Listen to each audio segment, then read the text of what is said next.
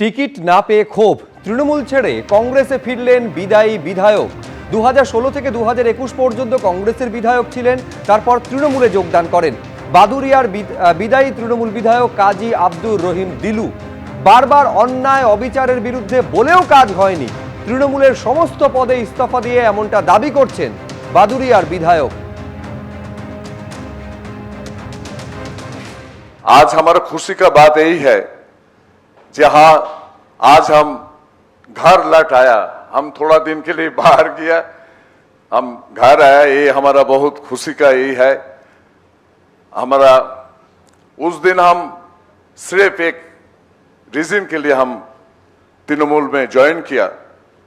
जो तृणमूल का जो सुप्रीमो है ममता बनर्जी और सीनियर लीडर, हम लोग का उस दिन ऐसा माहौल बना दिया जो बीजेपी उस टाइम 21 का इलेक्शन में ऐसा क्राइसिस बंगाल में उठा दिया मुद्दा, जे 200 सीट लेके वो लोग आएंगे, वो पूरा बंगाल कैप्चर कर लेंगे। हम लोग उस दिन किया बीजेपी के खिलाफ लड़ने के लिए।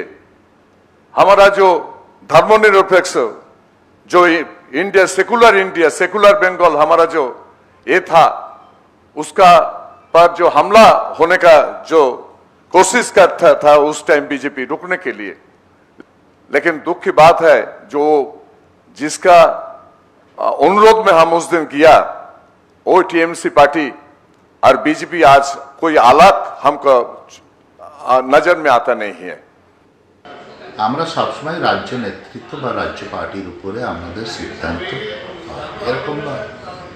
জেলা নেতৃত্ব ব্যক্তিগতভাবে কোনো সিদ্ধান্ত নিল সেটাই কার্যকারী হয়, আর দল ছাড়বেন কি না ছাড়বেন এটা নিজস্বতা একান্ত ব্যাপার, এই ব্যাপার আমার বিশেষ কিছু বলে।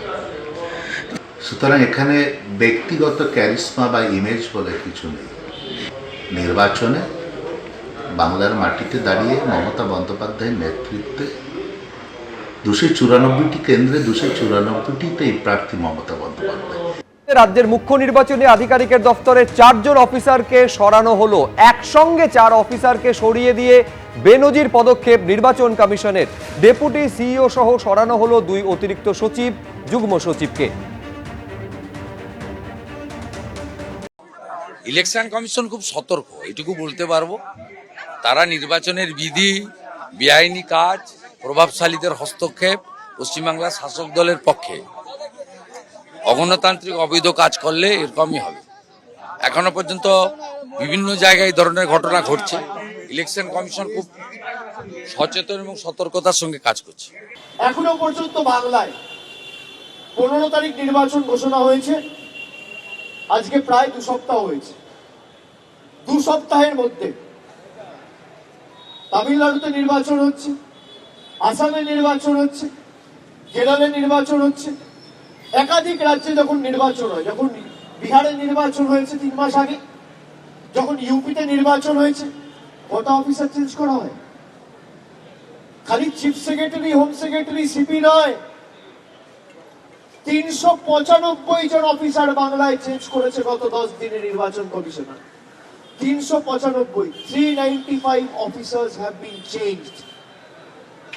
বাংলাকে যেভাবে আলাদা করে প্রতিনিয়ত হেনস্থা করা হচ্ছে, বাংলার সাথে বৈমাতৃসুলভ আচরণ করা হচ্ছে, বাংলাকে যদি বাংলাদেশ কেউ বা বাংলাদেশের চোখে কেউ দেখে, দেশের কেন্দ্রের সরকার দেখছে, নরেন্দ্র মোদী, অমিত শাহ দেখছে। পোস্টপোল ভায়োলেন্সের কথা যারা বলে, ত্রিপুরায় বিরোধী প্রার্থীরা ভোট দিতে পারেন না, মানুষ তো ছেড়ে দিন। সেই ত্রিপুরায় যখন নির্বাচন হয়েছে, কত অফিসার চেঞ্জ হয়েছে? অফিসার চেঞ্জ করে নির্বাচন হয় না। মমতা বন্দ্যোপাধ্যায় নারায়ণগড়ের সভা থেকে বিজেপিকে তীব্র আক্রমণ করেছেন। তিনি বলছেন সবাইকে লাইনে দাঁড় করাবে আর নিজেরা লুটে পুটে খাবে, আর বলছে তৃণমূলের বিরুদ্ধে চার্জশিট। আমি বলি প্রথম চার্জশিট মোদী আর অমিত শাহর বিরুদ্ধে হওয়া উচিত। যারা দাঙ্গা লাগিয়ে ক্ষমতায় এসেছে তাদের বিরুদ্ধে চার্জশিট হওয়া উচিত। কি বলেছেন শোনাবো।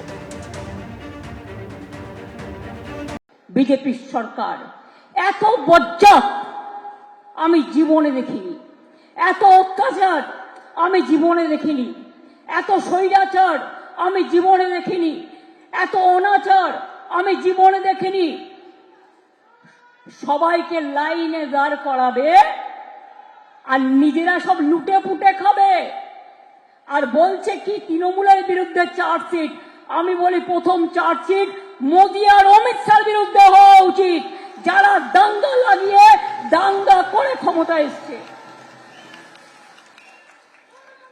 হিন্দু মুসলমানে ভাগাভাগি, আইপিএস এ ভাগাভাগি, আইএস এ ভাগাভাগি, ওয়েস্ট বেঙ্গল পুলিশ সার্ভিসে ভাগাভাগি, ওয়েস্ট বেঙ্গল সিভিল সার্ভিসে ভাগাভাগি, প্রশাসনেও ভাগাভাগি। কোনো দিন ছিল না। আরে এরা তো আমাদের কাজ করে, এরা আমাদের অ্যাসেট। আজকে বিজেপির ক্যাসেট হচ্ছে সবাইকে ভাগাভাগি করে ভুলিয়ে রেখে দাও। তারা যাতে নিজেদের মধ্যে ঝগড়া করে, যুদ্ধ করে, আর এই সুযোগে বিজেপি যেন দেশটাকে লুটতে পারে। আর ওদের মেন টার্গেট হচ্ছে বাংলাকে বাদ দাও, বাংলা রাজ্য তুলে দাও। আমরা বলি বাংলাকে বাদ দেয়া যাবে না, বাংলাকে রাখতে হবে।